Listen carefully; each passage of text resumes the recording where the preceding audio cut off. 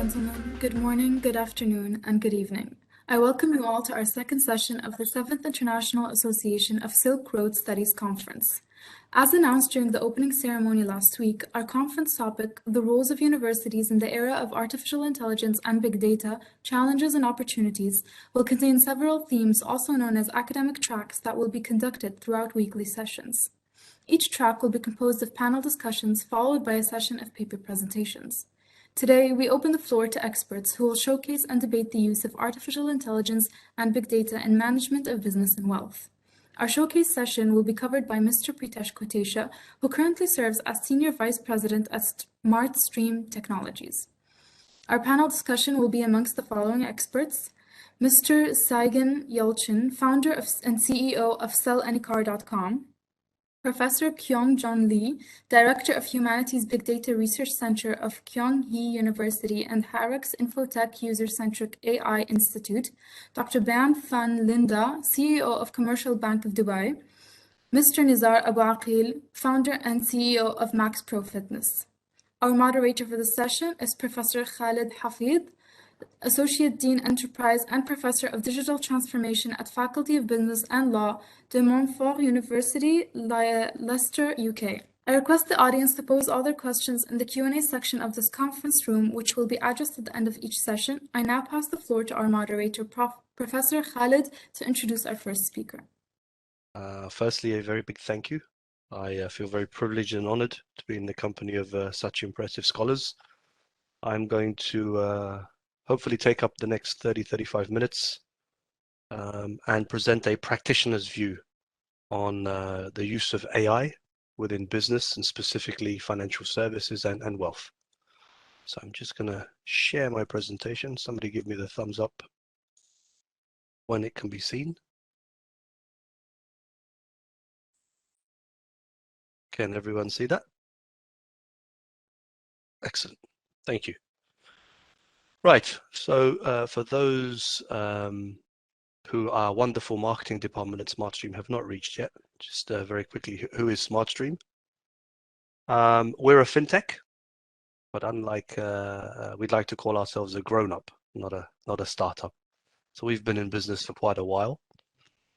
We predominantly serve the international, the world's financial services companies, so banks, investment asset managers, hedge funds, payment services providers. And one of the things that sometimes surprises people, especially in this region, is we are owned by the ICD. The ICD is the Investment Corporation of Dubai. It is the sovereign wealth fund of Dubai, so and run by His Highness. So Smartstream is the fintech of the Dubai government, and it's quite a large business, as you can see from our client base and our presence. And where do we play? Within financial services, traditionally, we play in the middle and the back office. So in the operations department.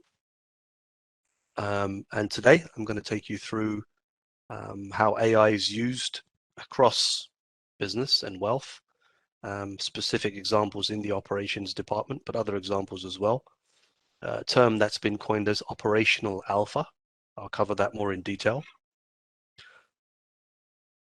When people ask me what's the main theme that the market asks for from AI, the market is asking to move from straight-through processes, STP, to no-touch processes, which is NTP.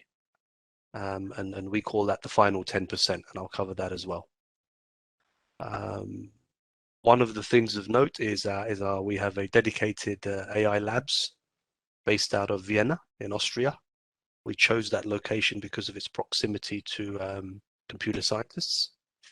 And we invest 25% of our annual revenues into the R&D of AI, because we are a firm believer that AI is where it's at and where it's going to take our clients to where they want to be. So when we talk about AI, I mean, I don't have to tell you, AI is all things to all people. It's a nirvana. So in terms of framing and contextualizing what I'm going to talk about today, four main areas of the portfolio: machine learning, deep learning, natural language processing, and to a certain extent computer vision. If I again contextualize that in the frame of business and especially wealth and investment management, machine learning is used extensively, especially on the operational side for process management.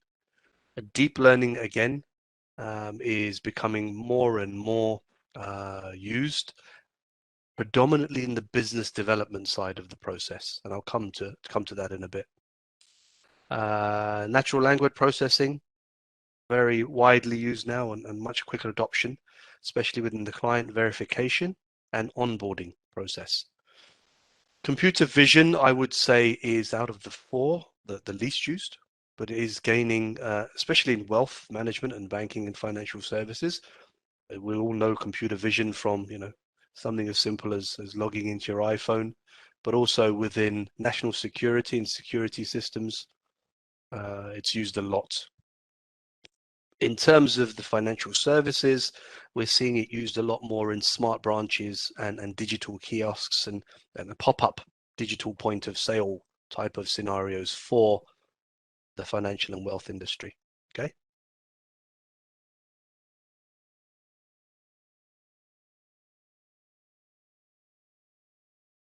Oop, going the wrong way. I'm going to further contextualize where AI is used in respect of the client journey.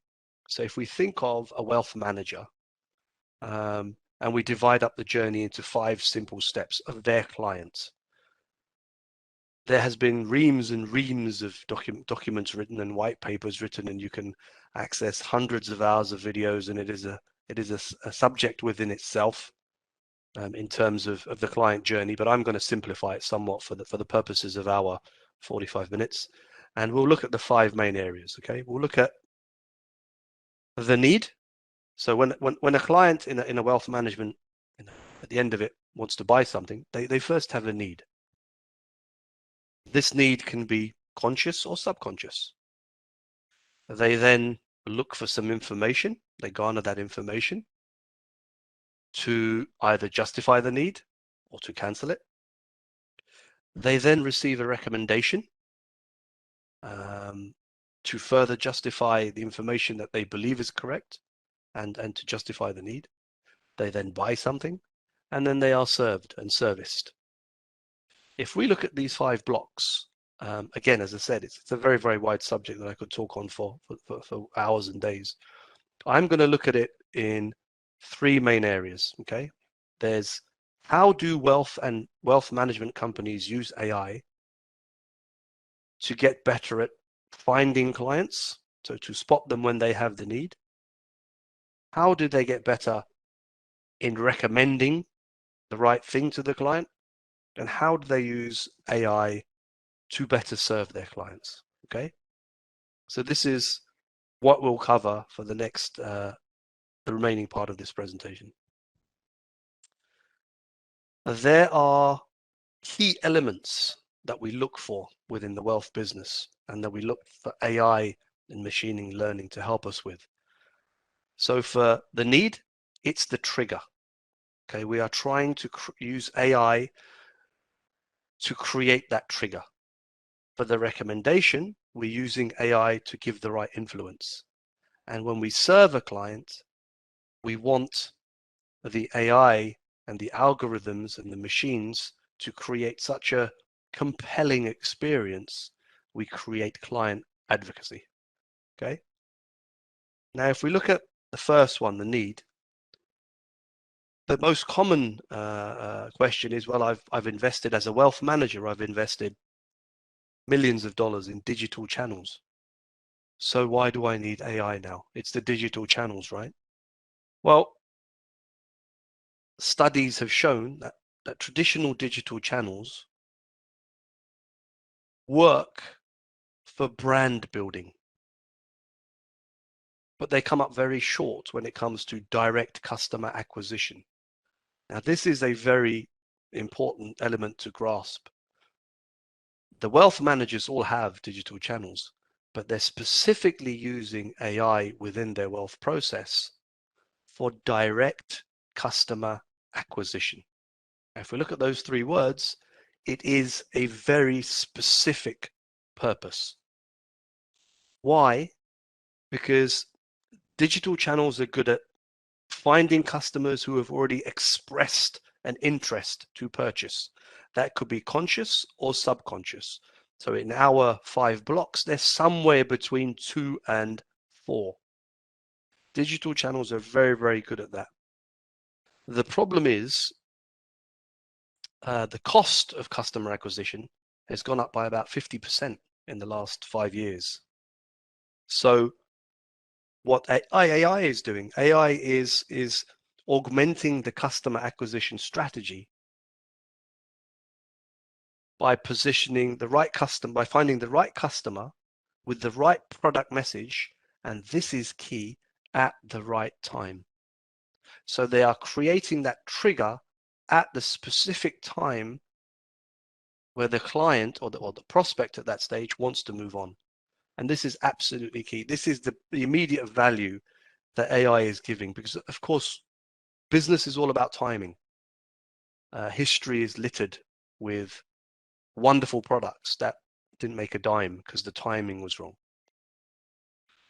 So as I said, machine learning and deep learning, specifically deep learning, where we are recognizing patterns and pre-triggers, plays a huge part in wealth management companies targeting the right customer with the right service.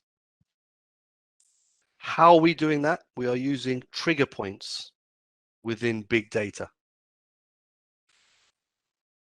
The creation of a perfect client, an ideal client persona, is a well-established method and a practice.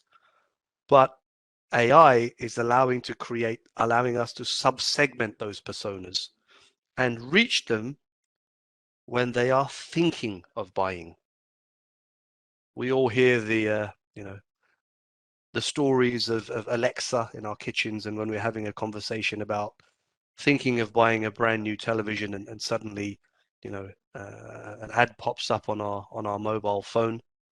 That's where we're trying to get to. When we're just, the client is, well, they're not a client at that stage, when the prospect is thinking of buying it. To be honest, the financial and the wealth management industries are not as good at this yet. And that's a big opportunity for those that practice AI. If I look at the industries which are very, very good at it, probably the automotive industry comes to mind. For example, some of the work we did, some of the triggers we were using, for example, if an automotive manufacturer wanted to give a $2,000 benefit, that in itself is an incentive. However, they would sub-segment the personas into what type of client they were. If they were a value-based client, that 2,000 would be given as a direct discount, because that would appeal to their buying subconscious the most. If they were a reliability-based client, if they'd expressed anywhere, or their social media, or their communications, or their journey had showed that they were more of a reliability-based persona, they would offer, the car company would offer 4-year free maintenance to the value of $2,000. If their lifestyle and their sub persona showed a luxury characteristic, then the car manufacturer would offer $2,000 worth of luxury upgrades. So you see what they're doing is they're using AI to sub-segment the persona and offer very specific benefits at the specific time. And as I said, the wealth management industry, this is something that they're working on a lot, because their cost of per customer acquisition is much higher than it should be. Okay, so that's a big area that fintech and the purveyors of AI are focusing on.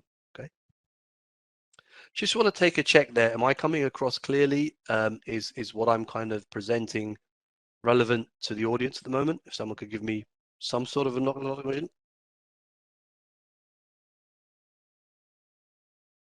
Hello, anybody there?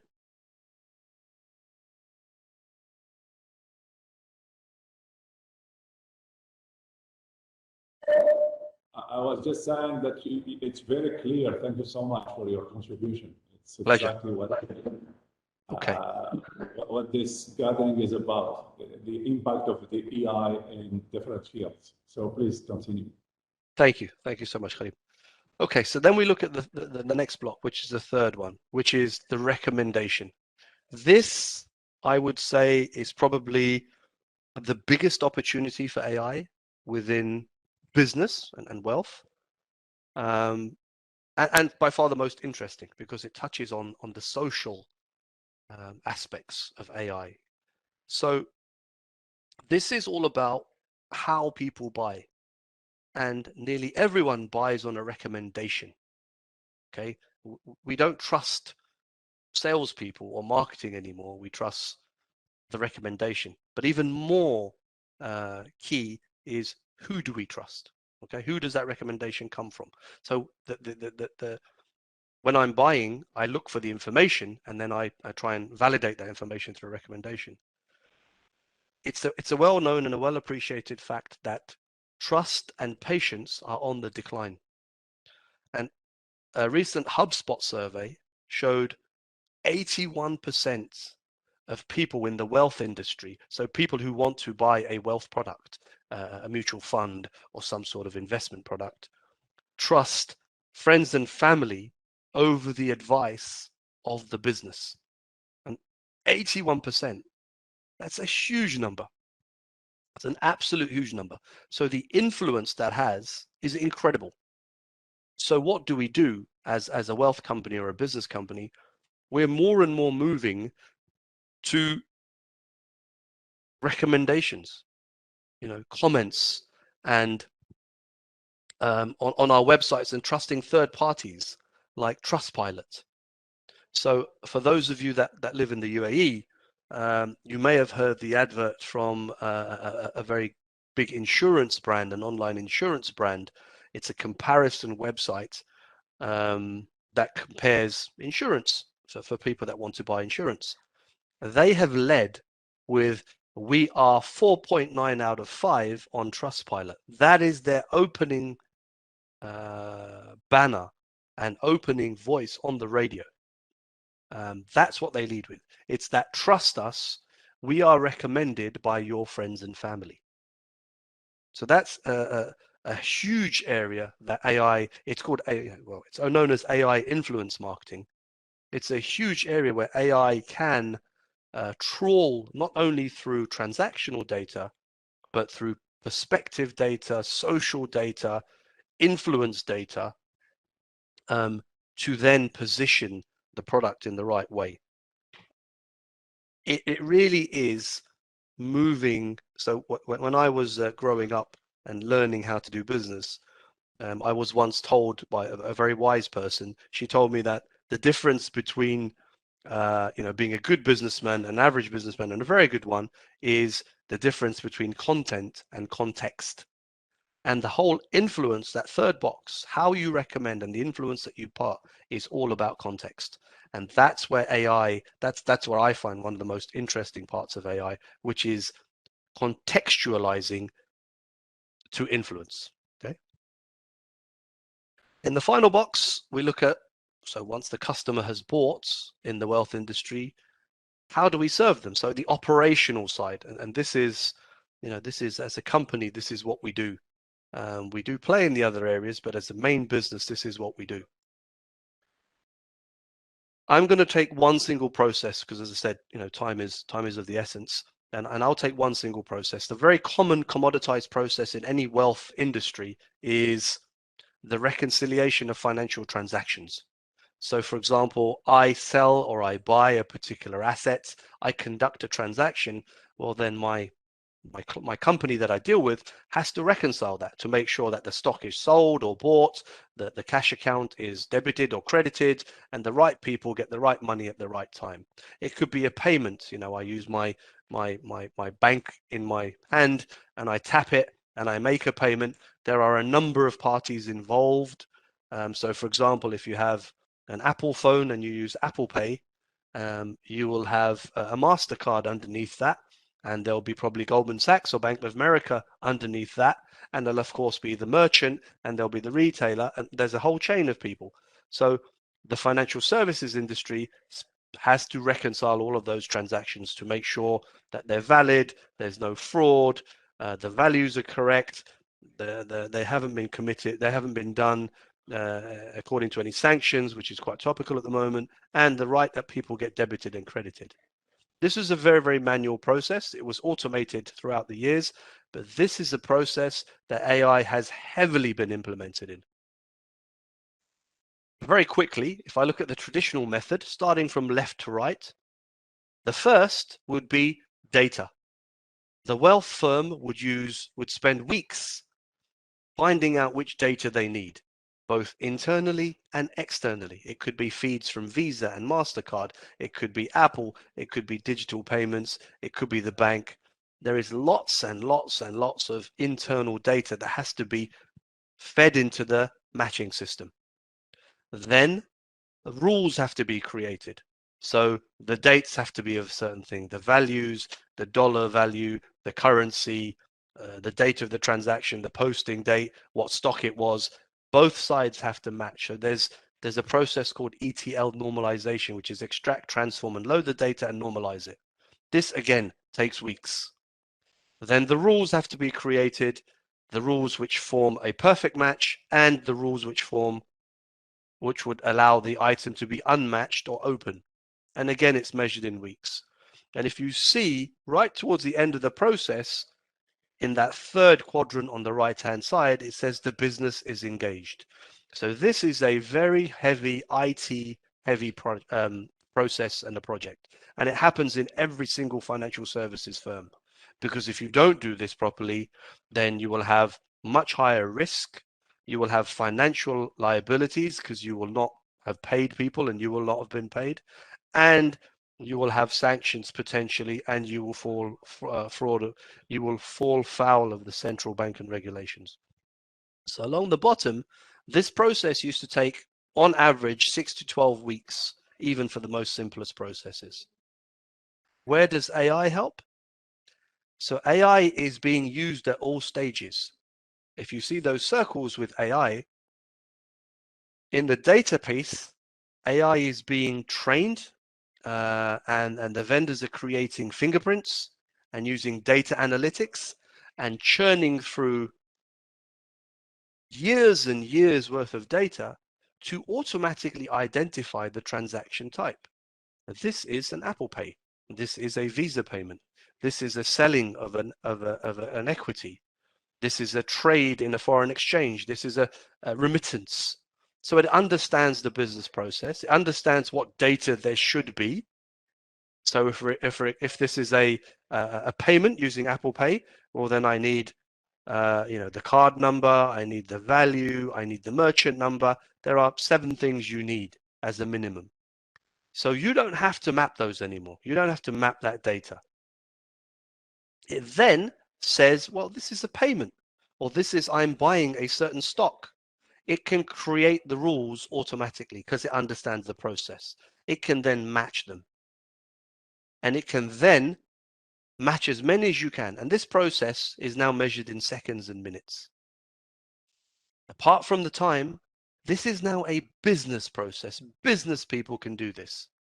And this, if someone was to ask me, what is the key difference between the successful implementation of AI and the less successful, is when business people can do it. It doesn't have to be a deep-rooted IT process, okay? So at the bottom, it says it allows the system then to compare any data for any reason in an instant on a business self-serving model.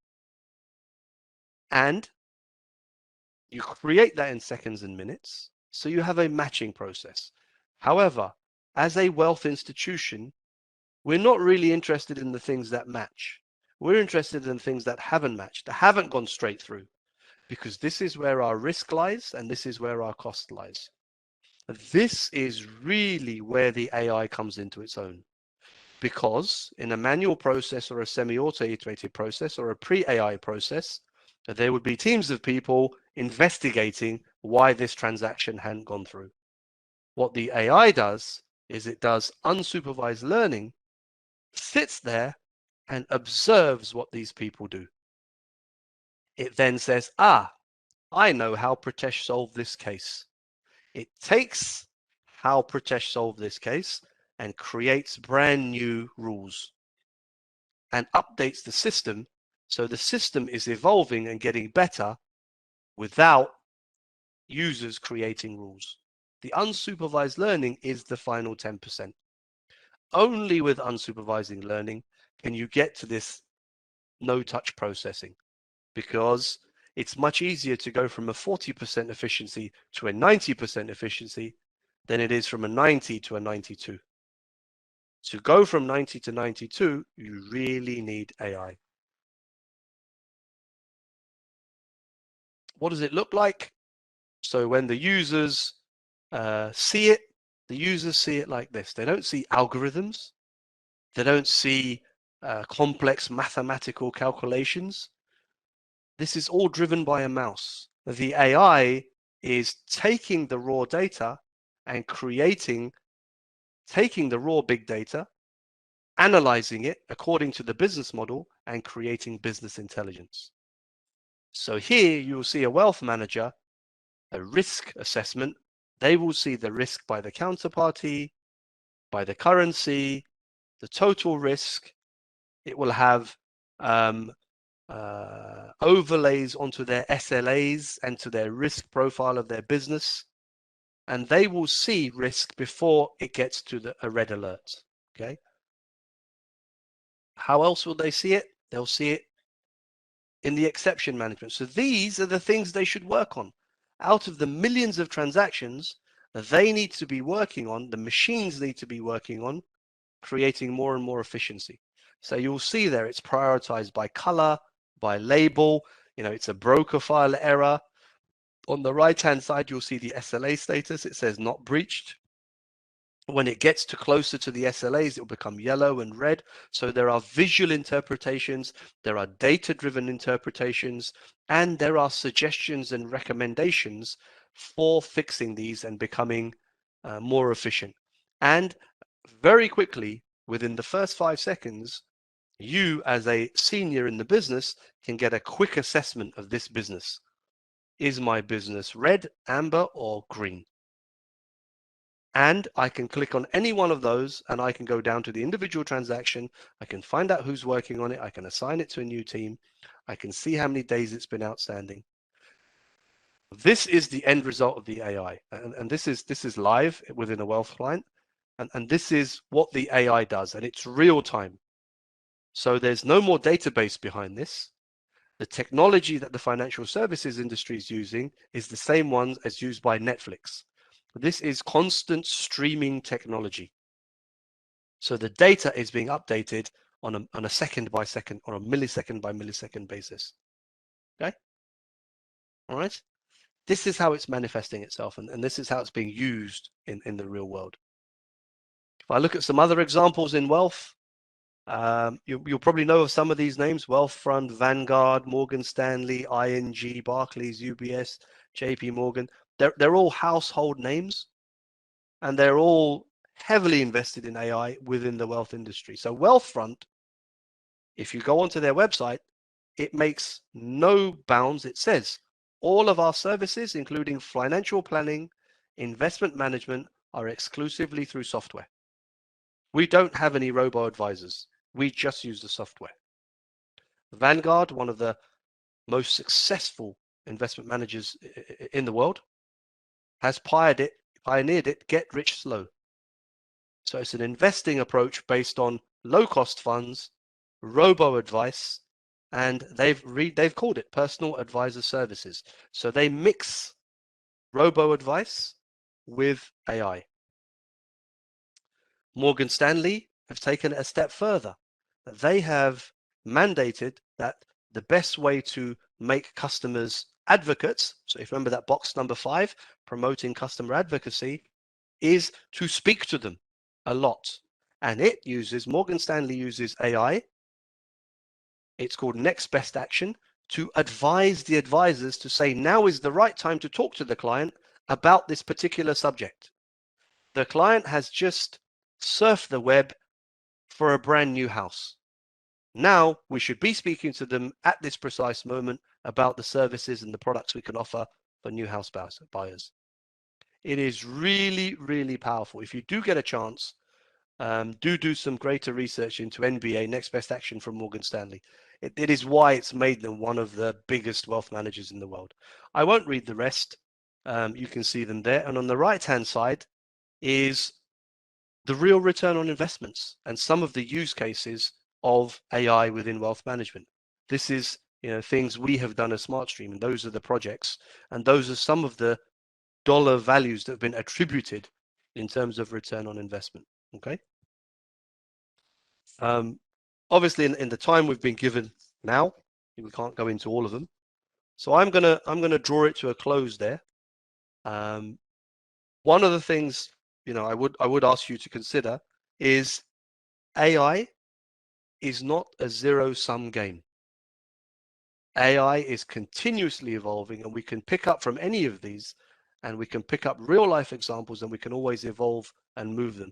And as I said, the area that's creating a lot of interest from our perspective anyway, and what we're talking from our clients' perspective, is that whole influence marketing. Getting to a prospective client at the right time, exactly the right time. Okay. I'm sure all of you as learned scholars are working on that and supplying industry with the next generation of AI. So I'll clear my presentation there. I'll draw it to a close, and I thank you for your time and your attention. If there's any questions, I'm happy to take them now. I'll be at the I'll hand it back over to the panel.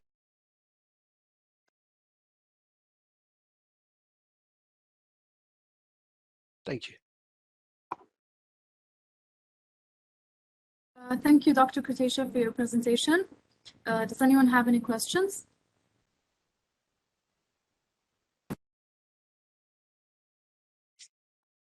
All right, I can see that our moderator, Professor Khalid, has joined, and I will now pass the floor on to him to initiate the panel discussions.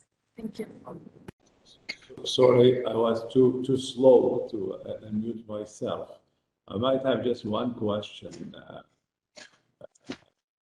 for the audience here. And my guess is this question will be directed to all the panelists here. The understanding for the non-experts is that before the human was inputting the data and the machine was doing the analysis, but the decision was made by the human that was controlling the input of the data. The analysis done by the machine could be done only in what has been inputted by the human. What I just heard here is that the machine is making the decision. The machine is advising the human when to advise and when to act. This dilemma, this philosophical dilemma between the decision maker, whether it's the machine that will make the decision for the human, or is the human still have the privileges of making decisions? Is it of any is there any consideration for this interaction? Because it looks like we are moving completely from the human, and we are leaving the machine to decide on our, not on the analysis, but on basically the machine is making the decisions and we are subject to that machine. So from an ethical point of view, from a philosophical point of view, where do we place the human in this artificial intelligence in the broader sense? It's more of a philosophical question rather than an advice for an asset or from a banking or financial perspective.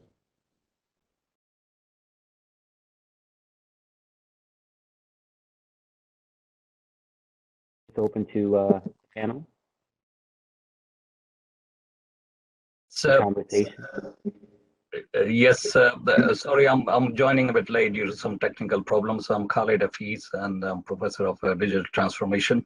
I should be starting the meeting with the moderation, but there's some technical problems. So I think that's a very good question, which our host has asked. So I think that question, perhaps the panel can answer that question, and then we can go into panel discussion after that, if that's okay. I mean, not everybody has to answer. If somebody wants to come and give their point of view on this, which is a very philosophical end of the discussion.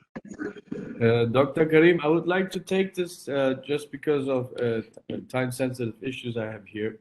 Thank you very much for organizing this, by the way, and good to see you again. Nice to see all the other panelists and participants. I could give you a bit of an insight from an entrepreneurial point of view. I'm not a data scientist, even though I should be even more than we're doing now. But I have an example and an anecdote of where the human element comes in. So we were looking into our database, and we usually have 4 steps of data analytics. When we actually look at getting to AI, this is usually the last step. And in entrepreneurial ventures, it's actually very difficult to start with AI, because AI requires a lot of data. And in order to have a lot of data, you either have a business which happens to have a lot of data, or you have to grow and have a lot of customers until you can actually use data. So what we are doing is, in the beginning, in all my startups or ventures, we usually start with obviously just collecting data. When you can never analyze and never use AI if you have never collected the data. So that's what we're doing.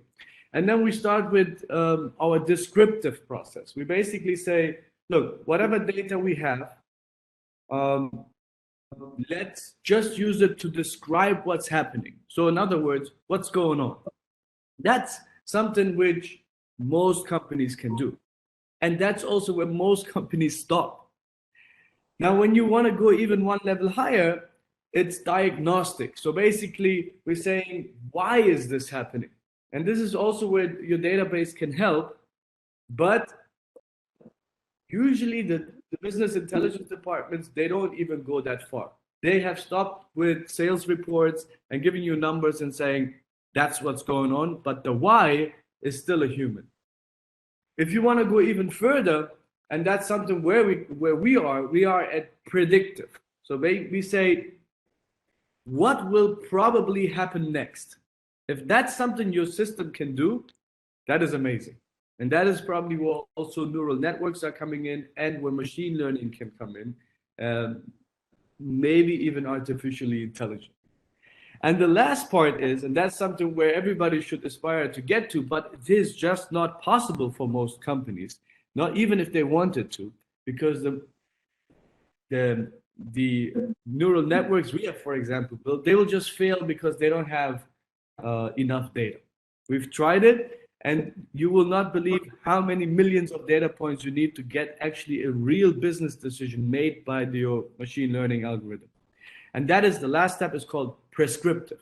So where the business is run by an artificially intelligent algorithm, which tells you, what shall I do? Now, we have seen a great example from the gentleman's presentation, where this is possible for certain modules within a business, but it is not going to replace humans. Now, what is also important is what usually the machine learning algorithms, or even the AI, does not come up with is an ethical decision. For example, in our business we have 40% of the population is using our services with sellanycar.com, where we have almost every car in our database. Now we can see who's selling cars and which cars. We also see what type of value it has and each conversion rate of those cars. Now we were building an algorithm which was deciding on who should be prioritized when they reach one of our branches, right? For example, Saturdays are super, super busy days for us. So somebody walks into a mall. At the same time, another 3 people walk into the mall where we have a branch. They check in. Now the system has a choice to allocate first come, first serve, or it could, within a few seconds, decide who should get the appointment first, who should wait and who should not. Now, obviously, we know from the factors which cars are actually converting well, so we should actually give them the priority and avoid the time wasters. Now, there is also a very important element in this. It's nationality. We know there are certain nationalities which are super high converting and others are not. Now our algorithm says, well, you should just be a racist. But a human removes that. And we've removed it from our algorithms. We said nationality should not ever have any impact on business decisions. Now, this is where the human element, as an example, comes in, Dr. Karim, where you have to just, I mean, it's very hard to teach ethics into an algorithm. And sometimes just giving, and that's how I look at AI. I say you give data and answers, and the algorithm gives you rules, right? Before AI, we were giving data and rules, and we were getting answers. So now when you actually go and say, well, don't be racist, that just covers one piece of the puzzle of ethics. So I believe ethics is where machine learning algorithms fail, especially when you just put the outcome as maximizing profits. I hope that gives you an understanding of where humans will still be required. First, there's a lot of gaps where AI just does not have enough data and will probably never have. A small bakery cannot automate at one point of time. They will just fail in having enough data. And second is the ethics, which actually plays a huge role when making decisions and ultimately your image. Many thanks, Sachin. And I think I will take this opportunity, maybe try to formally introduce our panel members. So Sachin is, he gave examples from his car industry background. So he's the founder and CEO of Selenicar.com. And he's been, he started this buying service, a car buying service, and he was a partner of Swook.com before it was sold to Amazon. And then he started his own other ventures and other businesses. So, and he's termed as the region's online business guru by national newspaper in UAE. So it's very welcome, Sachin, to be being part of the panelist member. And I'll just briefly introduce the other panelist members very briefly. So we have Dr. Gyeongju Lee, and he's the director of Humanities Big Data Research Center at Gyeongju University and Harix Infotech User-Centric AI Institute. And he's been involved in a lot of data management science efforts and working with various team places. He's been year 2017 president of Korean Intelligent Information System Society. And then I will introduce you to our next panelist member, Dr. Bernard Van Linder, and he's the CEO of Commercial Bank of Dubai. So welcome, Dr. Bernard. And then we have Nazar Abu Akil, is the founder and CEO of Max Pro Fitness LLC.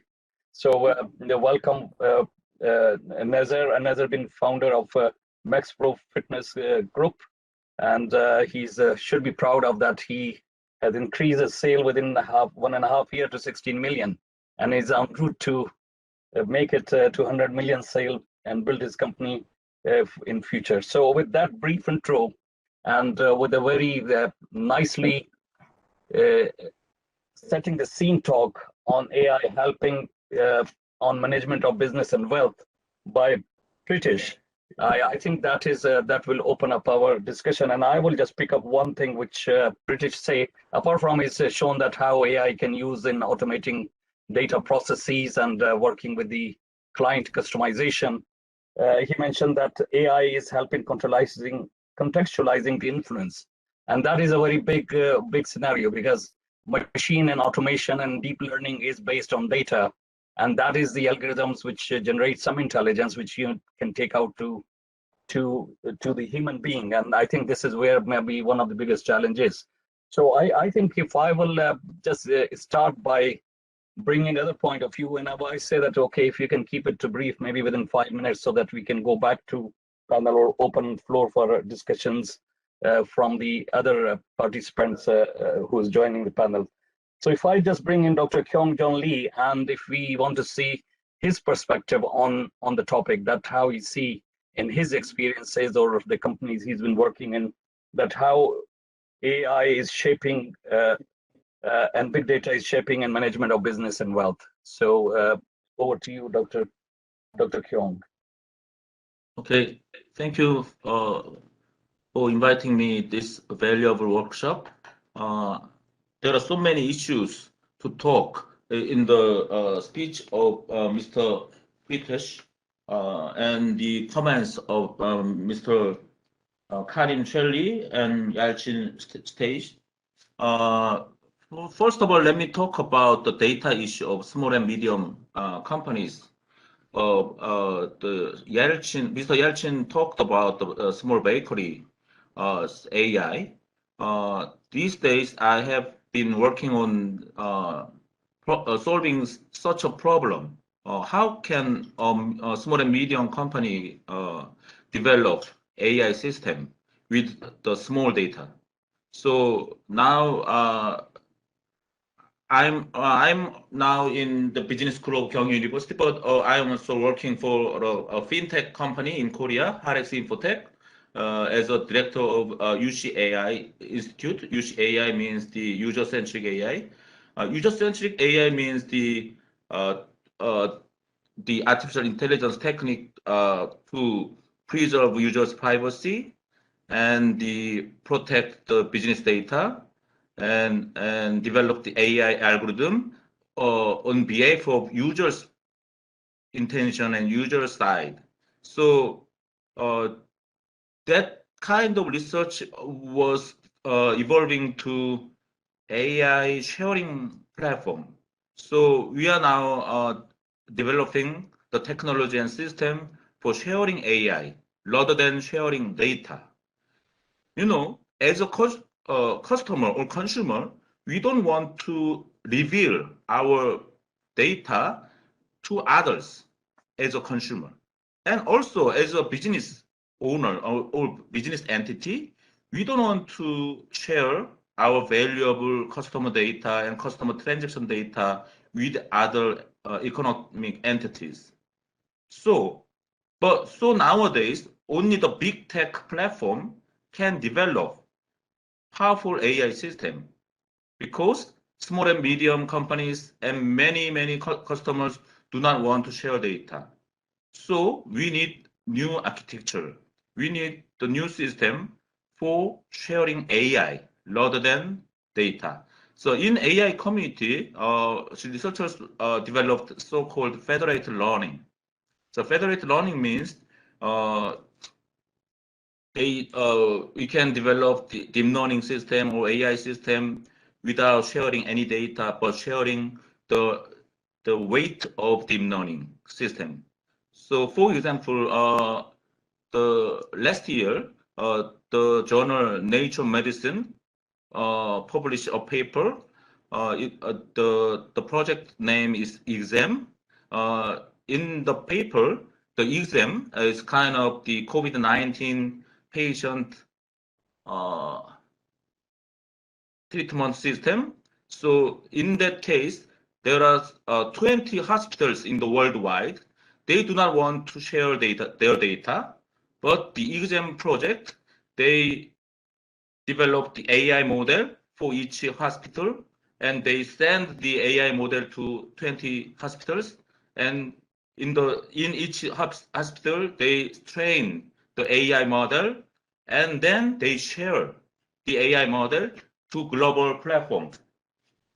Then the result was amazing because the global shared model excels at each local model. So the shared AI model performs much better than each local models. So it shows that the sharing AI can be very powerful than sharing data. So I was very impressed by Karim Yelchin's comment on the small bakery problem. So, but I think we can solve that kind of problem using the new paradigm of AI development. And for example, in the fintech industry in Korea, Samsung, the conglomerate, recently announced the new Federate, this kind of shared platform named called as Monimo. So Samsung has several kinds of financial companies, insurance company and stock security company. They cannot have bank because of the law of Korea, but they have life insurance and the car insurance and the payment, Samsung Pay and something like that. So they integrate their data. They want to integrate their data, and they want to integrate the AI algorithm to better serve their customers. So I think in a few years later, we'll see many kinds of federated platform among the financial companies and among the cross-sector business entities, and they will use the AI sharing from technology. So I think it is a new kind of direction of AI business and technology.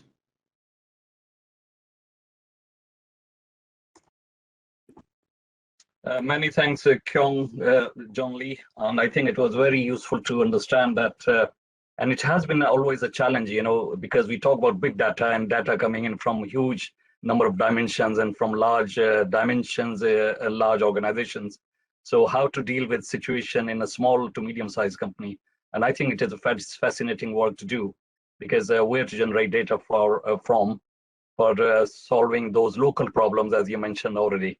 So I think that context, global and local, can be a very useful one to understand. Sometimes you draw upon your examples from global situations in a similar kind of situation, and you try to work out your local problems. So very, very, very useful understanding on that, and letting us know that how the fintech industry in Korea is working, except the banks, in terms of utilizing AI. So thank you, Kyung, for that. And can I invite now Dr. Bernd von Linder, and with his perspective on the AI and wealth management, how it is facilitating wealth and businesses using AI, and with his vast experience, if he can come and enlighten us. Sure. Thank you very much. It will be a pleasure to share some of my thoughts. First of all, I think Sajjan made a very good point about the availability of data. It's easier in a bank, because we do have massive amounts of data. Even a medium-sized bank like Commercial Bank of Dubai has massive amounts of data, but it's very domain specific. So we have large amounts of transaction data, and that's an area where we find it easier to apply AI. And when I say AI, I mean essentially machine learning. So we use AI for transaction monitoring. We use AI to find certain patterns in transactions that either indicate fraud or some compliance issues or money laundering issues. And that's a clear application of AI. We have looked at applying AI to come with recommendations for our clients, especially in the wealth management space, but more in general in the banking services space. But that's a lot more tricky. Transactions, it's easy for a bank to build up millions of transactions and to do your analysis on that. If it comes to customer behavior and to deduce inferences from that, to essentially come with what the next best product would be, or the next service that a client is most interested in, we found it much, much harder to come to something useful and something valuable that we actually can make profitable. So it's something we're looking at, it's something we're working with, but it's much more difficult to do. That's as valid in the wealth management space, where it's trying to deduce patterns from people's investment and essentially come up with the next best recommendation for a certain type of investment, as it is in the general banking space. A last point that I want to make, and again, tying into what Dr. Karim was asking, to me, for the foreseeable future, AI will to a very large extent be more about decision support than actual decision making. It will provide a very useful analysis. It will potentially provide a better analysis than a human could ever do, but it will, especially in certain domains, in financial domain, in the healthcare domain, I believe it will for quite some time be decision support than actual decision making. I do think when it comes to financial advice, when it comes to advice about your health, there is value in having a human expert combined with some form of AI to come to a better decision. Thank you. Many thanks, Dr. Bernard Linder. If I just pick up 1 or 2 points what you mentioned, and I think very validly mentioned about how machine learning is used in predicting some of the elements like in the forensic analysis, for example, like fraud, money laundering. And I think this is something which is very useful, that you have a system which is working itself and automating maybe 24/7 and understanding those unusual anomalies in the data set and find out, okay, looking at that, it could be some unusual transaction, and that can be leading to, you know, a fraud or some of the money laundering. So I think that is something very useful direction, and I think it can link in the very closely with the ethical dilemma. Okay, not purely ethical as Sachin was saying, but at least it is legal dimensions of money laundering is the AI is helping with. But I think what you mentioned about predicting the future with the customer behavior, I think it is the holy grail, and I think that is something which will keep on working towards it.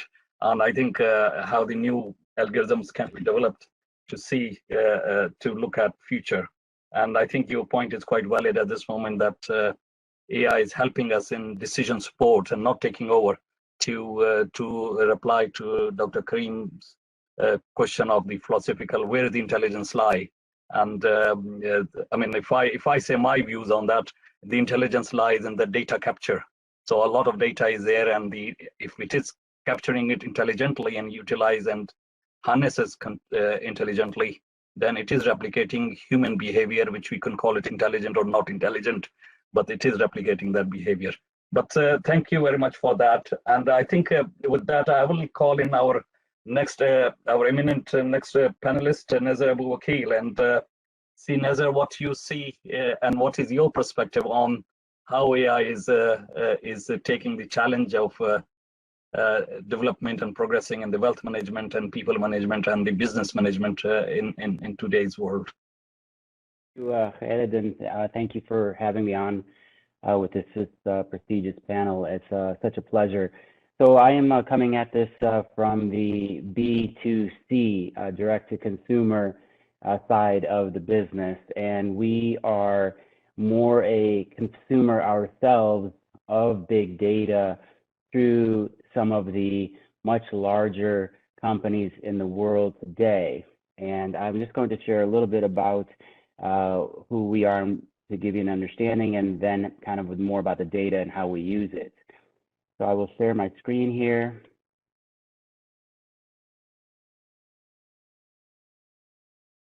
So Max Pro is a little bit different. We're not in fintech, we're direct-to-consumer product, and we created this product, which looks very strange right here, but together with this kind of gym setup right here is basically a portable gym.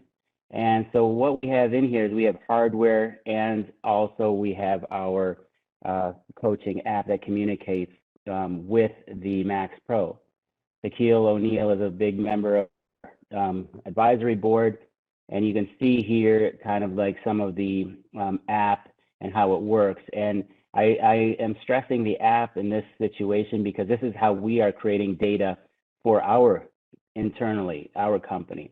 So we have two sets of data. We have the consumer data that helps us to target audiences that might be interested in buying a Max Pro.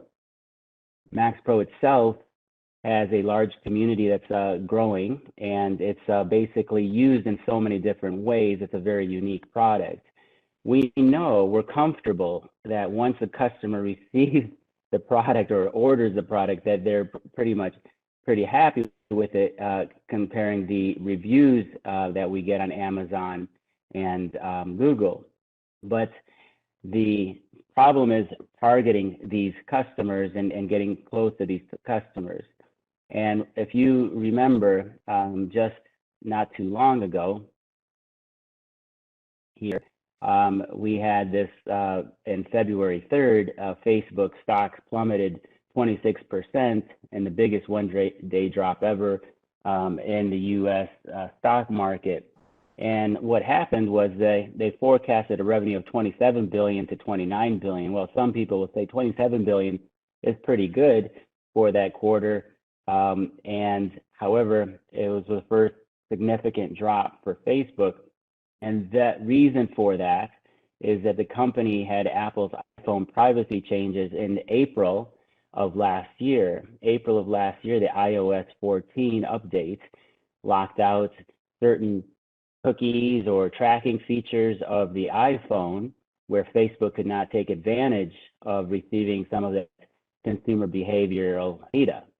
This, believe it or not, has sent shockwaves through the B2C, which is literally almost everybody these days who's directly marketing to consumers to try to be able to target. We have become so relying so heavily now on this type of vehicle for identifying, I won't say with pinpoint accuracy, although you can try to target audiences with pinpoint accuracy. So this was a big problem. And I think Mr. Pratesh, in the very first opening part of the presentation, spoke about a lot of the machine learning and deep learning, and Facebook and Google and Instagram are some of our biggest, these are some of the data collection sources for consumer, although they're also social apps.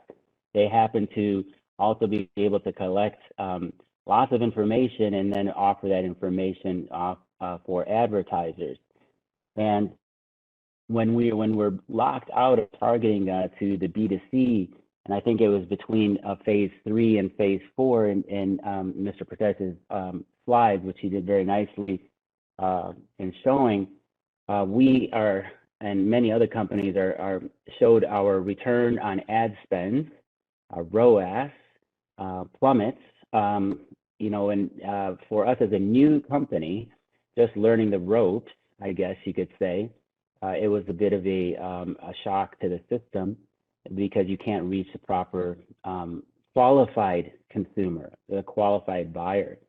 And this was a problem.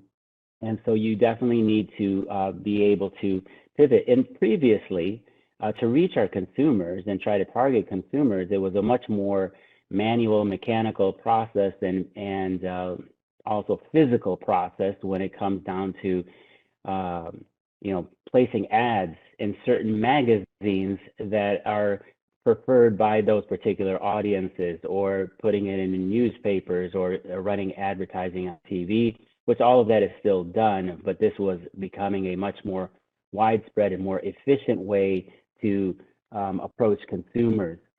So this really was allowed us to, or required us to actually pivot because a lot of this data was not as available. And when you go onto Facebook or Instagram or some of these places, the way that it's used is basically through demographical data, but it's also consumer behavior. And for us, knowing the consumer behavior in terms of do they have interest in the fitness side, health and wellness, that is how we would try to reach those audiences. So in another way that we had to pivot away from more of these types of social media and other types of apps is that, let me just stop sharing here for a second. So we had to pivot away from this and also become more creative with the assets that we use, the digital assets that we use to target consumers, and also go direct to emails and something along those lines to really gain additional audiences. And so it's been a bit of a process. When you rely on big data and then all of a sudden it's no longer available to the extent of accuracy that you need it to be, that's a problem.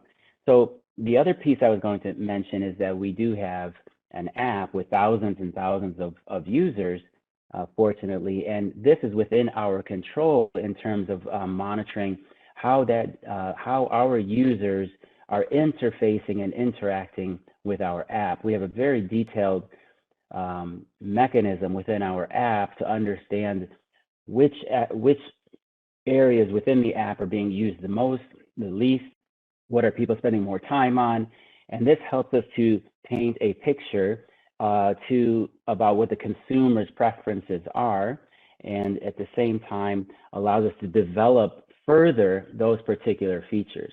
By doing all of these things, we are enhancing and improving the customer experience. When we do so, then we know that we will benefit from a revenue perspective. And I guess that's all where it comes down to, is that why are you doing all of these things? One is to access that consumer, convince that consumer. In our case now, we're also heavily using influencers, not just influential data, and then how to present the proper value proposition to those consumers that really appeals to them. Knowing what appeals to them is really where the data comes in. And analysis, in my opinion, through some of this AI and deep learning, they were definitely targeting or understanding consumer behavior and triangulating that into, hey, this is a potential purchase consumer for you.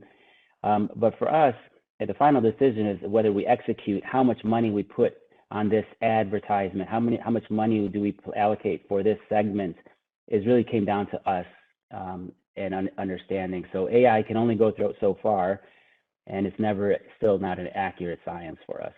So thank you.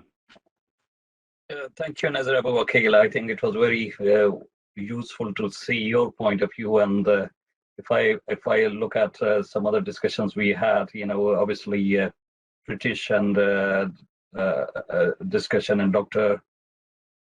Bernd Linder was on about big data in a big organization, and then we had discussion with Sachin and the Professor Ye Kyung, and talking about maybe SMEs. It's very interesting to see you bring in a data, an intelligent data, in a form of one individual person and one individual product. So I think it is very close to something like smartware. We're talking about those the demographic and the data you can capture through individuals, and which you can utilize in terms of understanding consumer behavior, their usage, their time, their preferences, maybe that can be captured, that can be utilized for doing your marketing. So I think that is very interesting perspective. Before I open floor for discussion, I will bring in Pritish in, and if Pritish, you want to say anything more on it, or any of the discussion which our panelist has done, if you want to pick up 1 or 2 points from there. I don't want to put you on the spot right now, but you're on the spot. So if you want to say something, but you're on the spot. Yeah. No worries. Listen, it's a fascinating discussion for me, because all of you are, data scientists and kind of deep philosophers and scholars in AI. I'm more from a practitioner's point of view. The ethical conversation has always been there. I had the chance to speak to some of the autonomous car manufacturers, and they said that the real mass adoption is not a case of technology, it's a case of liability. If you're driving down the road and your brakes fail, who do you blame? Is it Bosch who made the brakes? Is it GM who made the car? Is it Samsung who made the AI, or whoever it was? So that there are always going to be the ethical kind of concerns, and I think at the moment one of the areas that is getting a lot of attention, a lot of research, is to remove bias. I think Sagan, mentioned that as well, is to remove inherent bias within the algorithms, and I think that's once we do that, then I think we'll get a purer picture, whether it's a picture we'll like or not. As business people, we're here to commercialize AI and create value. As Dr. Burns says, banks are very good at the transactional side of things, but it's really when we get into that social and the influence, and we get an end-to-end decision as opposed to a support structure, and that's when we'll really see the benefit of it. But thank you all to my panelists. It was very enlightening for me. Thank you. Thanks, British. So with that, shall we invite some questions from the audience if there's somebody wants to come in here and wish to ask any question from audience, or they want to just put forward their point of view. So if somebody, can I see show of hands so we can unmute them, or unless they want to unmute themselves and go on. Yeah, I can see Sangdon Huang. Do you want to come in and you want to ask your question or provide your point of view? Yeah, just a question or something that I have been interested. I'm not a data scientist. I'm the professor of public administration and politics and something like that. Today, I thank you very much for your wonderful presentations and discussions. But one thing that I am curious about is that I have been told that AI is a revolutionary technology. But today, I don't think we have touched to what extent this kind of AI technology has revolutionized the way of earning the money and the management of business.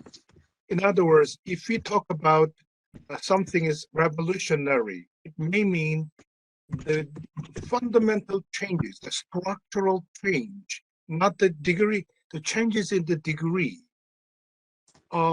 Could you specify or explain in your view some kind of a revolutionary aspect of that? For example, if I'm just a scholar with a minimum level of salary, then it may be a very revolutionary if it helps me to become a millionaire, billionaire using that kind of AI. Then we may say it is a revolutionary technology. Could you? Very well. Very well. I think it's a very thought-provoking question again. So anybody who wants to come in from the panelists to try to address some part of it? I'm happy to talk for banking.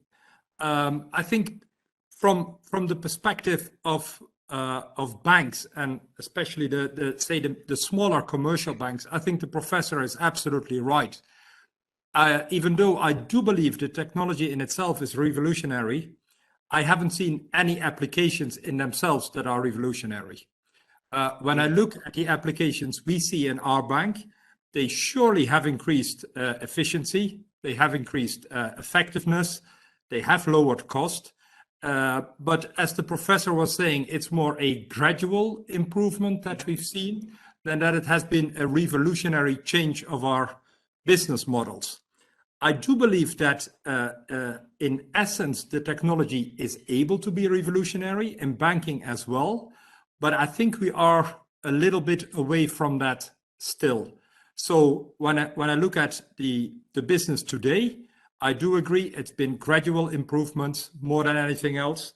And I also agree with the professor. I don't think we've made any of our average salaried clients millionaires thus far by applying AI. All right. Very well. Anybody else wants to come in here?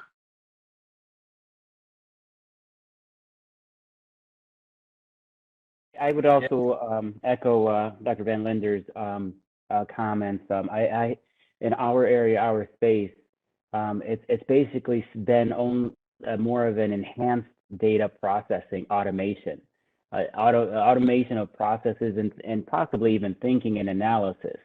So I think the automation of analysis had been more of a delay until this. The analysis piece is linking seemingly two unrelated points of data and finding a reason why they should be related. And I think that's what happens when I mentioned triangulation of data to hone in on a customer behavior that would predict they might be interested in a fitness product, okay? And if they purchase that fitness product, maybe I will be a millionaire, but that's not the case.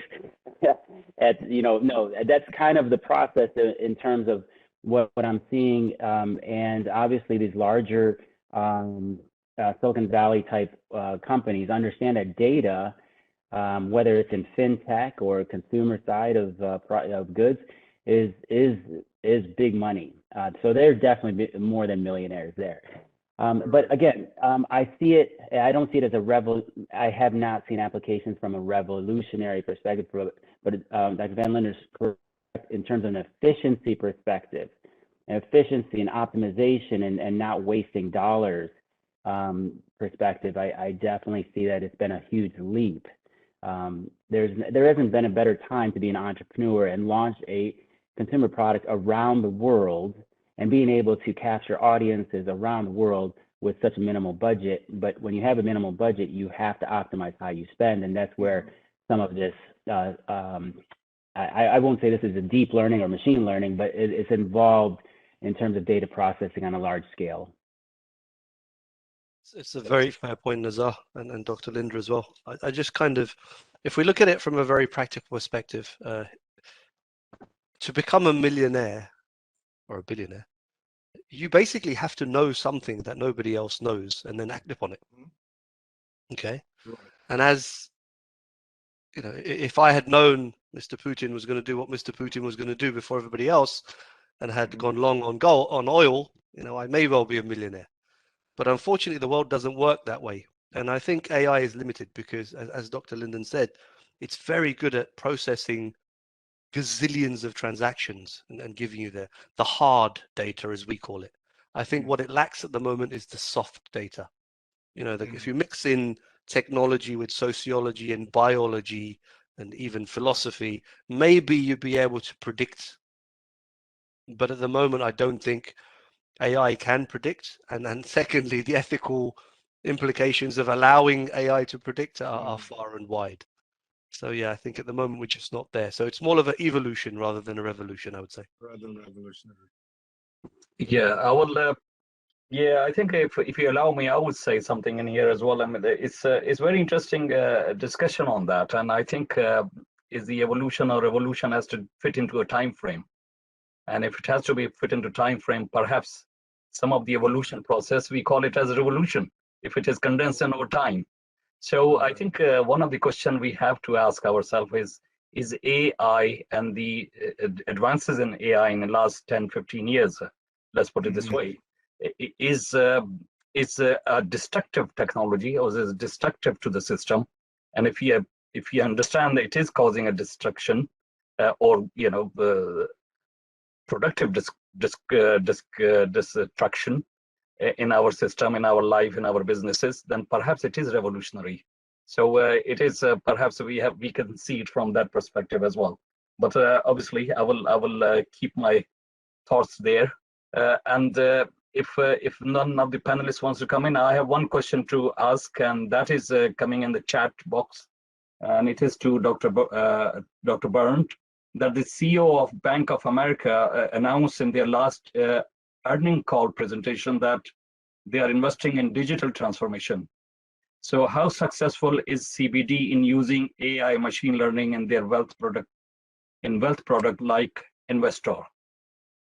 So it is directly to you, Dr. Berndt. Very happy to take that question. To me, it's almost a gradual trajectory from automation to digitization to AI. And of course, I know that's a gross simplification, but that's a way that I like to look at it. I think at CBD, we have been quite successful in digitization. We essentially, like many of the banks today, offer all of our services in a digital form as well. And we do see that our clients want it to be that way. Across retail and corporate banking, take up is above 95, 96, 98, 99% in some cases. So this is clearly something that our clients want and expect.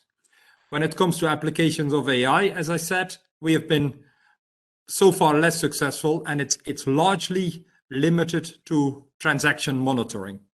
That's where an area where I do have the data that will allow machines to learn, will allow machines to recognize patterns and do some prediction based on the patterns that they have recognized, which is a very simplified way of thinking about machine learning. When it comes to investor, our robo-advisory app, the app in itself has been quite successful, but I think it would be an exaggeration to call it an application of AI. It is a rule-based engine. It applies its rules very scientifically, and it applies its rules in a way that takes out the emotion of investing, sort of the behavioral side of investing, which is a very important part, as all of us know. And that makes the performance of the robo-advisory through market cycles, so you have to look at it over the course of a full cycle, better than that of a typical human. It goes too far to call that AI. That to me is not artificially intelligent. That's just a disciplined application of a certain number of rules that have been proven to work. Thank you. Thank you. And if I just pick up your point, what you're making in terms of the robo advisor, that it is predicting only in a time frame which is longer than the human psyche. And then if I link it to earlier question asked by one of the audience, then that will not make us or anybody wealthiest anymore, because it's not going to pick up what's anomalies or one of the responses taking place in one blip in the stock market or the geopolitical situation. So it will look at a longer term horizon. So then it will mitigate those against longer term gains or losses. So so it is not going to create any disruption in terms of human behavior. So that is very interesting thing to look at, because we were talking about earlier on creating unbiased system. So if you have an unbiased system and you are creating a smooth flow of response on the basis of that unbiased data, then I think it will be, the world is going to be more predictive in future. That's my thoughts on if that is the case. So maybe somebody can answer my question until we get a question from the audience on this.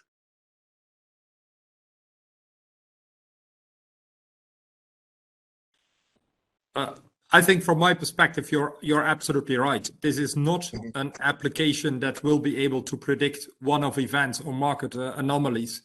And of course, those are the things that drive the market over the long run. I think what it's able to do is take out some wrong is the wrong word, but some irrational human behavior. So, for example, what it would do in a market situation as we've seen it now, it will make sure that you continue to stay invested, rather than that you would in a panic sell at the lowest point of a market and miss the inevitable upswing that we're going to see as well.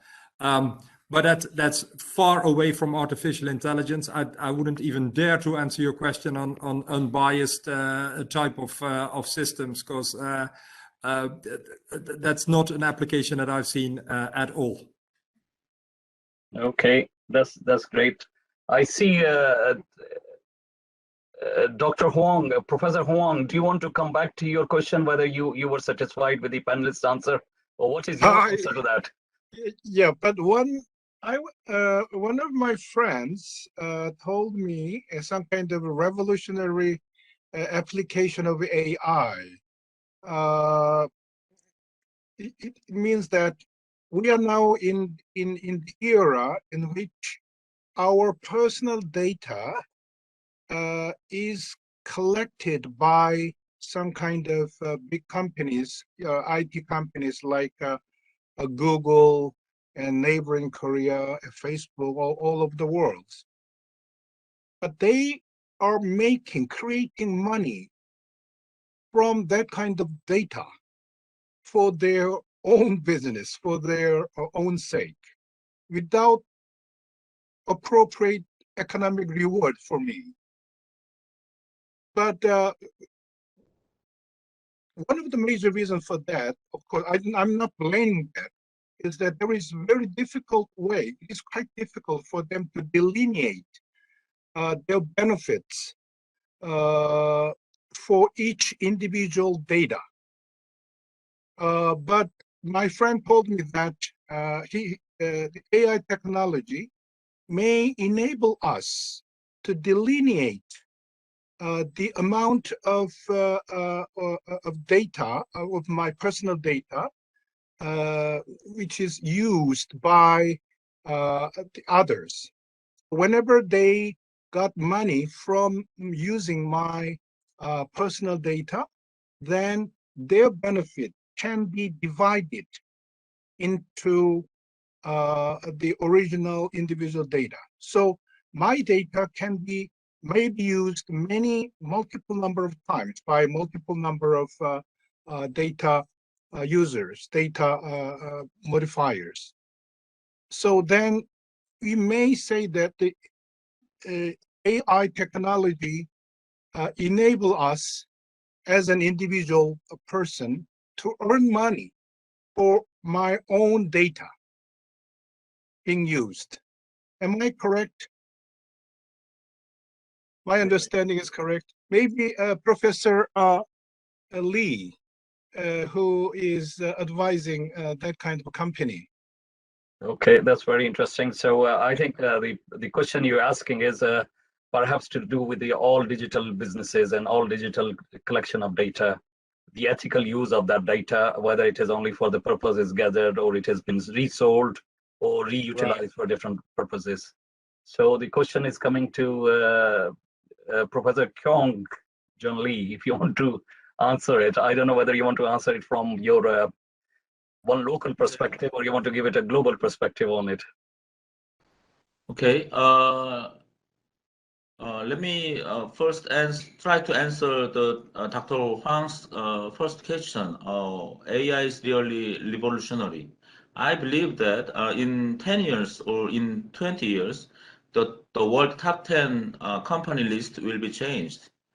So currently, the world top 10 or top 20 companies all relate to digital or internet companies.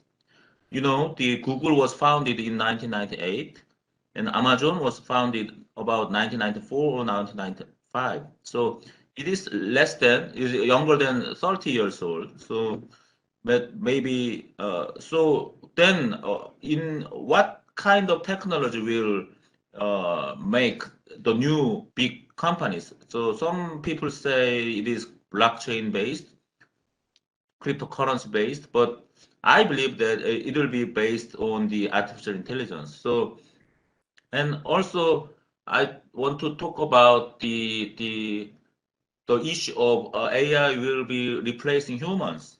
So now today I should finish my research paper to submit a paper to a conference. The topic was is AI replacing human jobs. So I'm working on the machine translation company in Korea. So the paper will claim that even in the machine translation, even in the translation industry, the adoption of AI will make translators rich. Is our finding. So with the adoption of neural machine translation technology, nowadays human translators make money much more because because of the productivity effect. So they can spend less time for finishing a work and finishing a translation. But the price was a little bit lower than before. But the productivity is even higher. So that's why they are making money. And the productivity reduces the price in the market. So many people want to translate their content, their books, their drama. So the AI technology nowadays reduces prices of the production, so productivity effect, and they create new demand. So many, so the invention of cars, automobiles, and the invention of cameras, the invention of cameras and automobile did not reduce the human job. They created much more.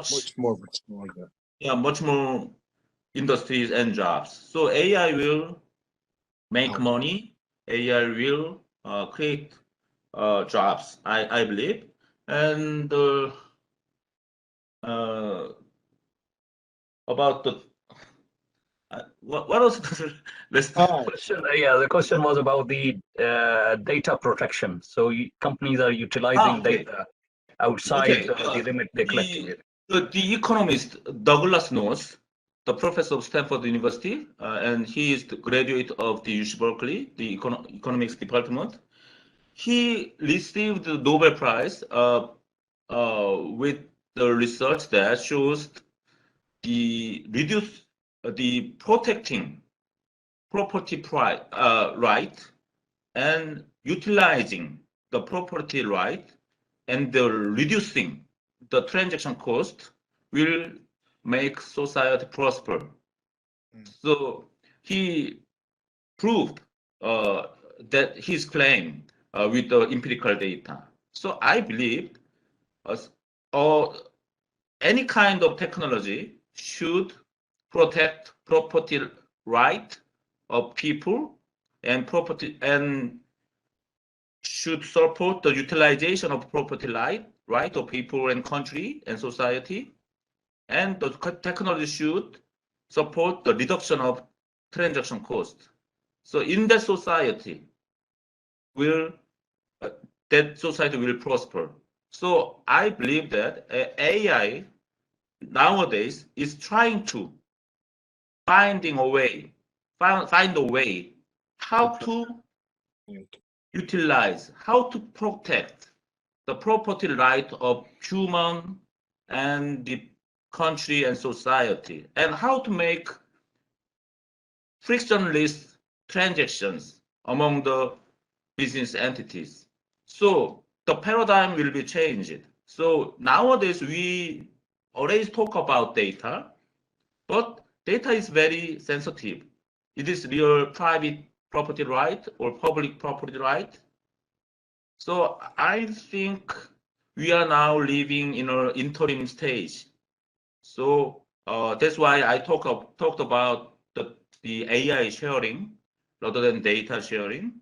So we will develop, our people will develop the new technology of the how to utilize and protect the property right using AI technology.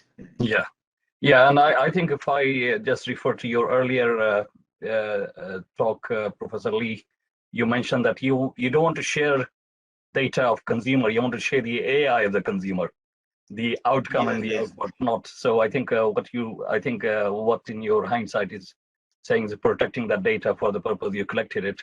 Is anybody else from the panel wants to come and mention this issue, that data integrity and data security, the confidence to collect data, wider data from consumer for the purpose of consumer? I mean, how it should be protected and should it be protected, and to what extent it should be protected? So any thoughts on that from the panel will be useful. Anybody wants to come in here? Nazar here speaking. I think that the reason why it is so valuable right now is it's kind of like a natural resource.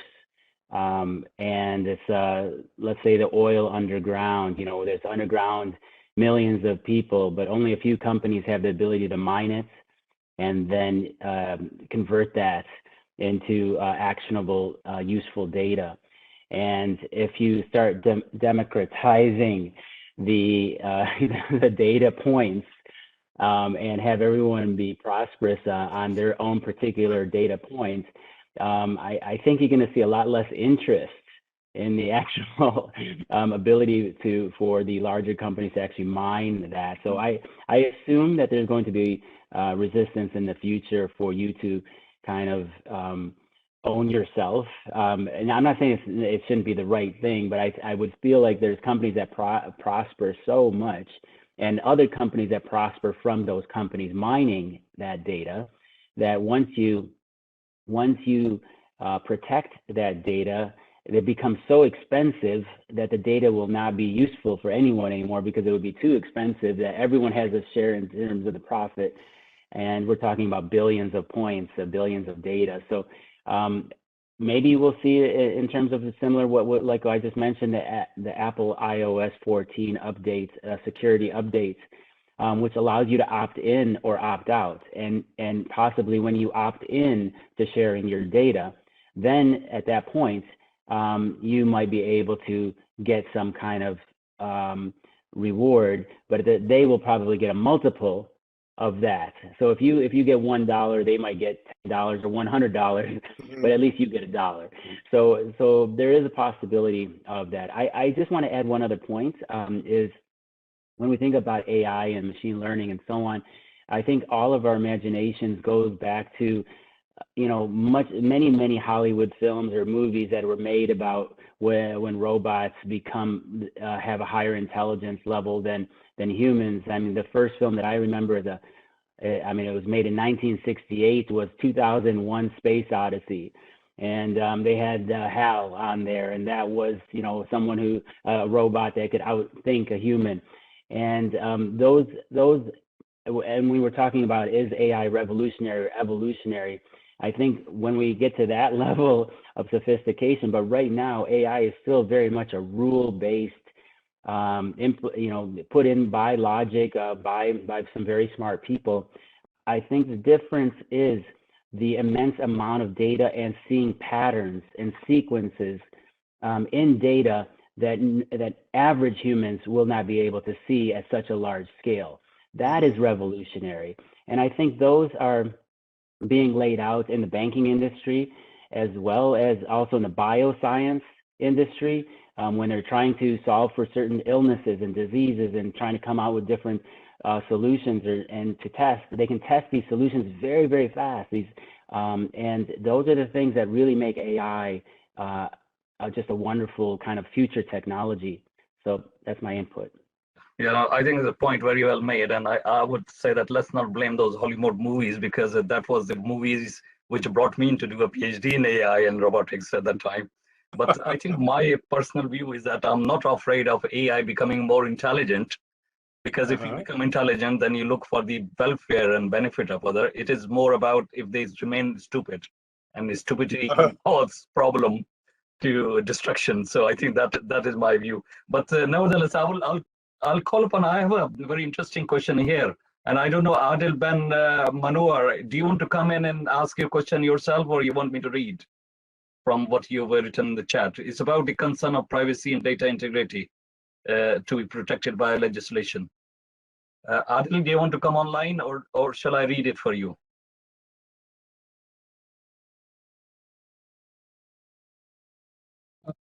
Again, do you need my input or?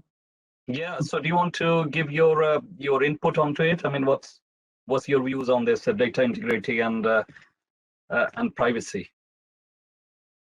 Yeah, I mean, that's basically regarding the question that has been debated right now, regarding the data basically, and the data protection and so on. It's still the same problem that is being dealt with the security. And I think that it has to be solved first with legislation, and then that can be followed by technical means to security. And I have written blockchain can be a good candidate basically for enforcing the usage of data would be basically systematically protected. That's an idea that came to my mind basically regarding this. But the other question before Dr. Brown. You're not clear, Adil. Can you come close to the mic so we can hear you clearly? Let me try to put my headset. Yeah, try your headset here.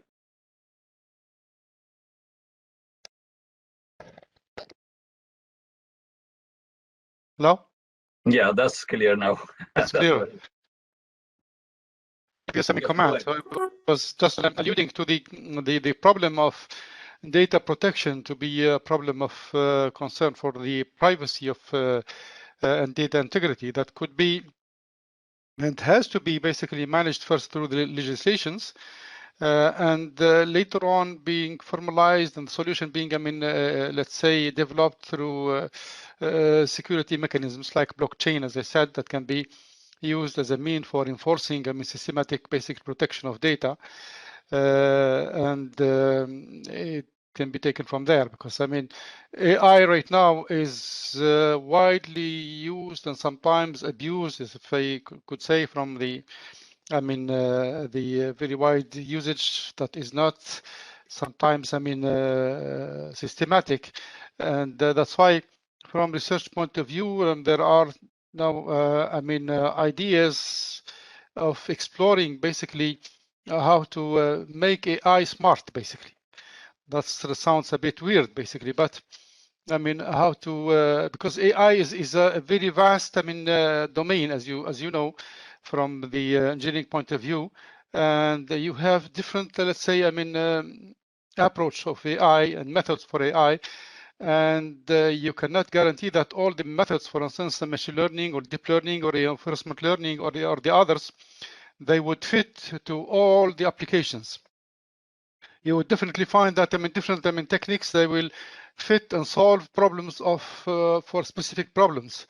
And then using the wrong technique, for instance, the wrong, I mean, approach, using a specific product that you buy from the market, I mean, will not guarantee that you are using, I mean, the best, let's say, AI technique for the specific problem that you are addressing. So this is a point of view that, I mean, we are right now basically trying to, I mean, investigate it as a research project through, I mean, some of our students. So this is just, I mean, my concern. That's why I gave this question to Dr. Bernd. How much is your confidence in the AI product that you adopt and purchase for the specific, let's say, usage in the company? So how do you base your decision that it is, I mean, the right decision, and you are getting the right product for the right usage? So Yeah, this is my 2 cents. Yeah, it's a question to Dr. Brown, if I just rephrase that. So because you're utilizing different AI techniques for making decision, and what is the basis or rationale of your decision that which AI technique is better to use in certain situation? That's what, you know, so it's the underlying reasons, I think, of using it. And I think Dr. Adil is asking it for the benefit of his students on this question.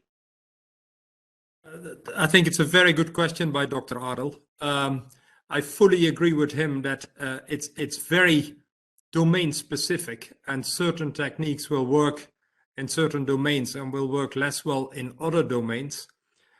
I wish I could tell him that we are very scientific in our decision making, but that would not be the full truth. It's essentially, I think our starting point is more the promised functionality. And of course, we'll do our reference checks on the applications. We'll make sure that the system does what it is supposed to be doing. But it's more, if you want, it's more an output-based evaluation than that we actually look at the technology or the methodology that is being used in the system. So I think it's an interesting research project, Dr. Adil. If your students would be able to come up with something that is better than what we do today. But what we do today is definitely not very scientific. Maybe we need another machine learning algorithm for choosing a right solution for a right problem. And I think that is big space to look at. I think we try many techniques in the past, but I think that is still open for discussion. Very good. Sure. I got another question, which is says privately, so I won't disclose the name of the person who's asking. So, and I think it's to all panelists. Is there any real life case that investing in and adopting AI leads to productivity paradox? So it's open to the panelists to give some examples that how embedding or applying AI has increased the productivity. And I don't know, I mean, how you will define productivity. You know, is you talking about machine productivity or human productivity or productivity of the system? Perhaps you take it from that perspective.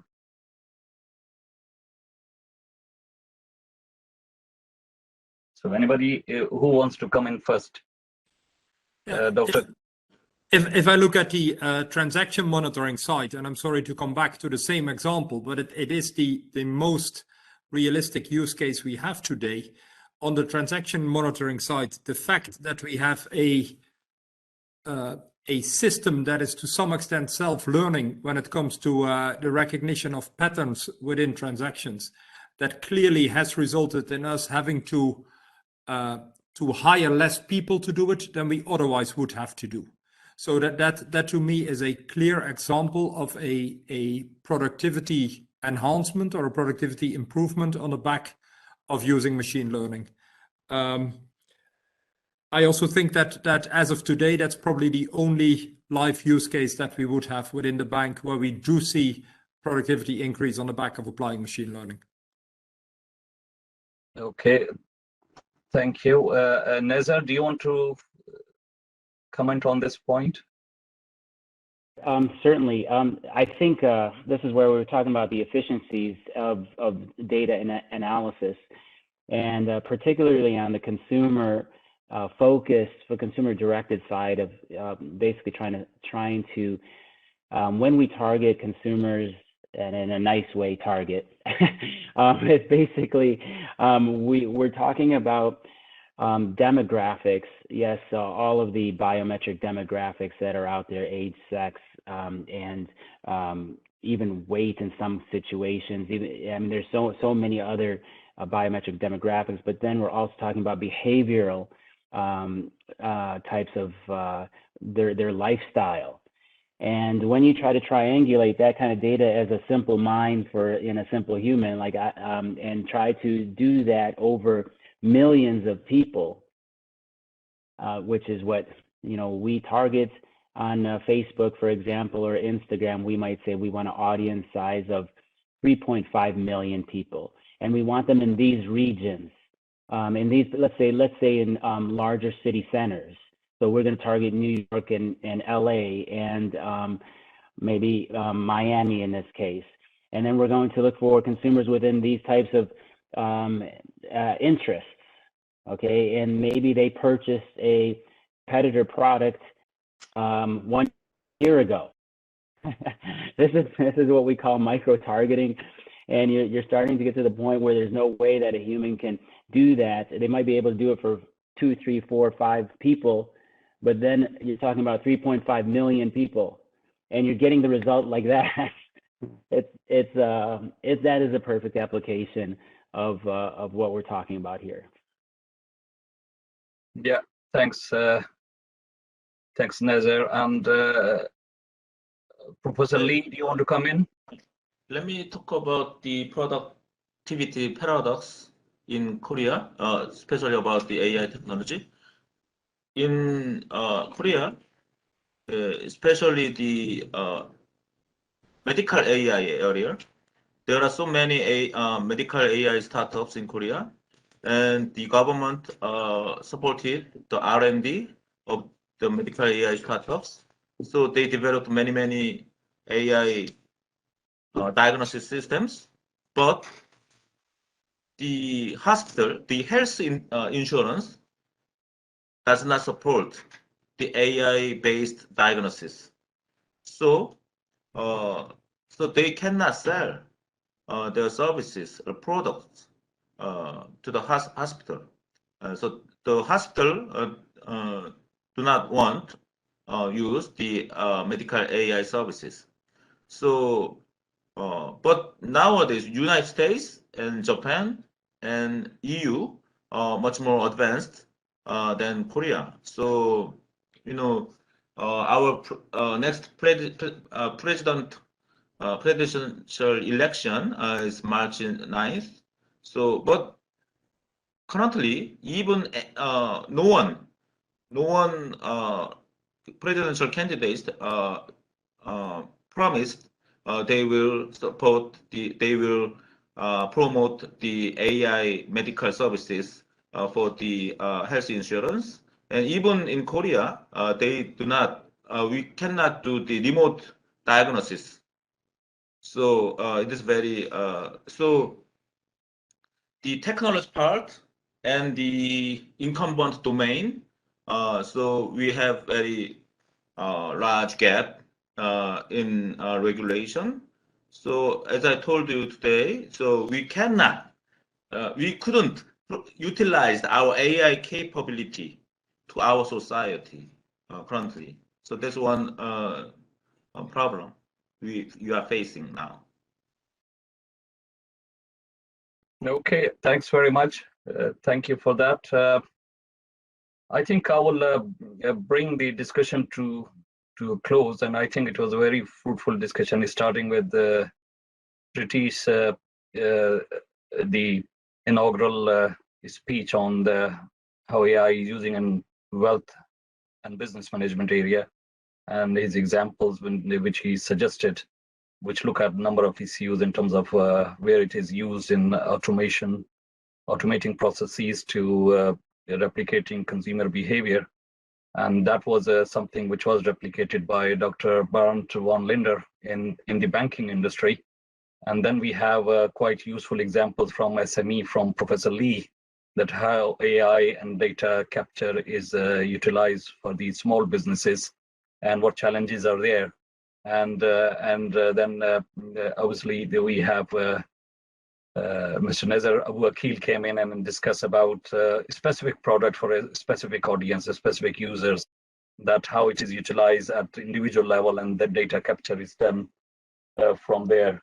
So I will thankful, and then Sajin Yasin mentioned his experiences, how he's using it in the car industry. So I think it gives me pleasure now to say, first of all, thank you to the host, the Canadian University Dubai, and Dr. Karim and his team for organizing the whole event, and all panelist members and the participants who have spent their time in this fruitful debate. And I hope you're taking something from here. We're taking some. I've got some interesting learning from here, definitely, and I think that could help us in terms of thinking about future, what we want to investigate in future from the academic perspective. I'm sure that from the field perspective, you may be looking at somehow the implementation of some of those solutions.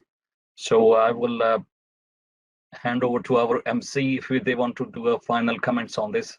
So many thanks, and it was a very nice meeting you all. So Hajar, do you want to? It's over to you now. Yes, I just wanted to thank our respected speakers and the audience for their presence in today's very informative session. I'm also a mechatronics engineer from the Canadian University Dubai, and I wanted to add how I found the discussion very eye-opening and very well-versed. I'm also pleased to announce that next week on the 8th of March, we will hear from our academic experts presenting their research on the same topics as discussed today. And we look forward to welcoming you again next week. Thank you.